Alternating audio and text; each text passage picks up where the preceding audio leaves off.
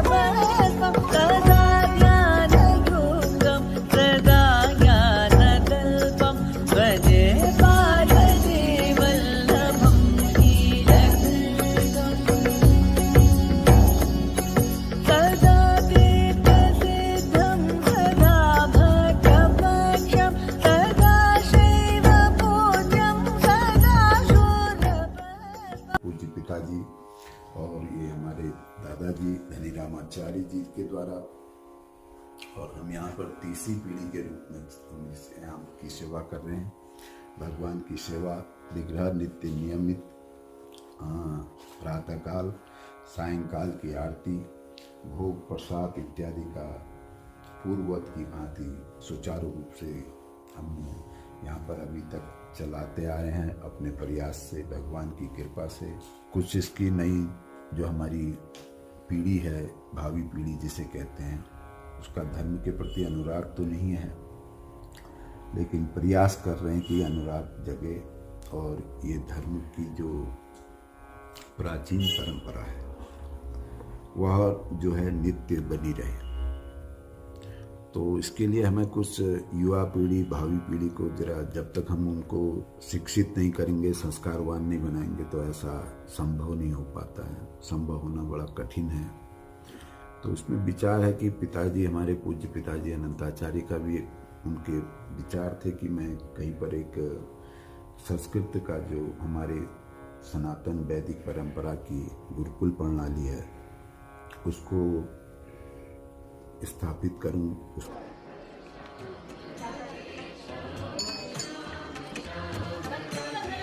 राधे राधे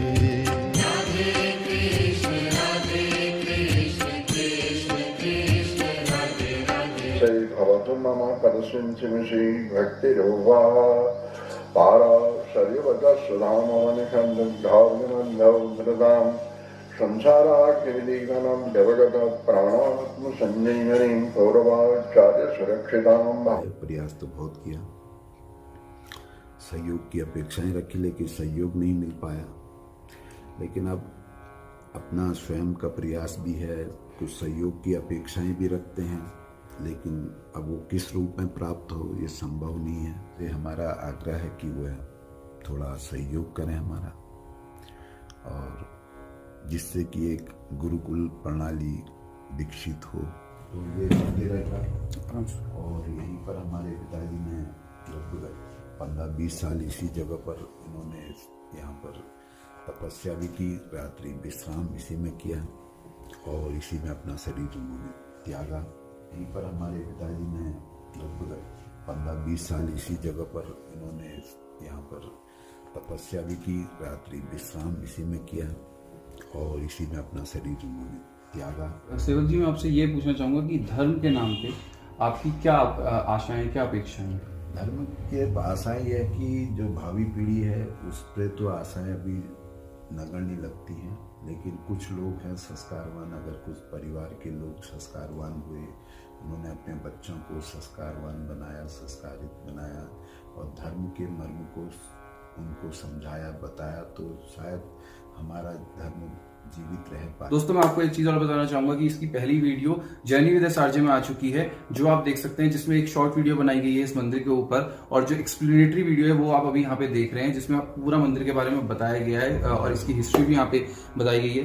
तो सेवक जी, मैं आपसे ये अनुरोध करूंगा कि जो जनता अभी आपकी, जो व्यूअर्स यहाँ पे देख रहे हैं श्री बद्रीनाथ मंदिर के द्वारा इस मंदिर के दर्शन कर रहे हैं, तो उनसे आप क्या कहना चाहेंगे? आप जी, हम उनसे यही कहना चाहेंगे कि ये प्राचीन मंदिर, ऐतिहासिक मंदिर, विलक्षणता लिए हुए अद्भुत है अपने आप में, और उस काल के लोगों की जो समर्पित भावना रही है धर्म के लिए, और जो उन्होंने धर्म के लिए विशेष रूप से जीवित रखने का प्रयास किया, चाहे वो मंदिर के रूप में है, चाहे अपनी संस्कृति के रूप में है, चाहे अपनी परंपराओं के रूप में उसको बचाया है, तो आगे भावी पीढ़ी भी उसको बचाए और उसका प्रयास करे, संस्कारवान बने। जो हमारे मूल चीज़ें हैं, जैसे भागवत है, गीता है, रामायण है, इसका पठन पाठन जो है निरंतर चलता रहे, तो भावी पीढ़ी हमारी आगे नहीं आएगी, धर्म सुरक्षित नहीं रह पाएगा।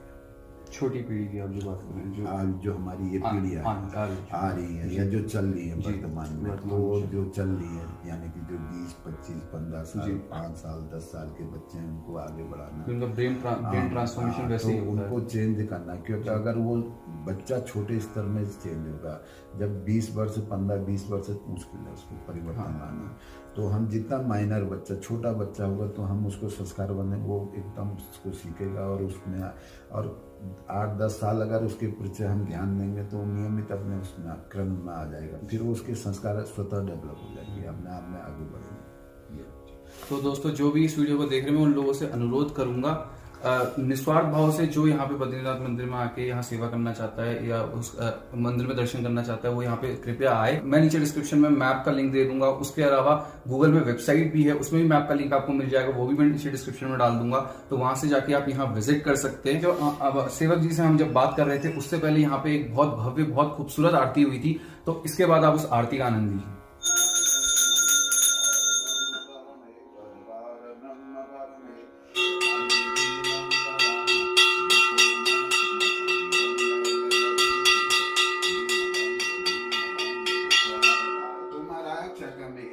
स्वामी तुम ठाकुर मेरे अपने हाथ हाथ उठाओ करुणा हस्त बढ़ाओ द्वार पड़ा कहत शिवानंद स्वामी जपत हरा हर स्वामी मनवांछित फल पाओ सुख संपत्ति घर आओ ओम जय जगदीश हरे हरि ओम जय राधा कृष्ण हरे भावना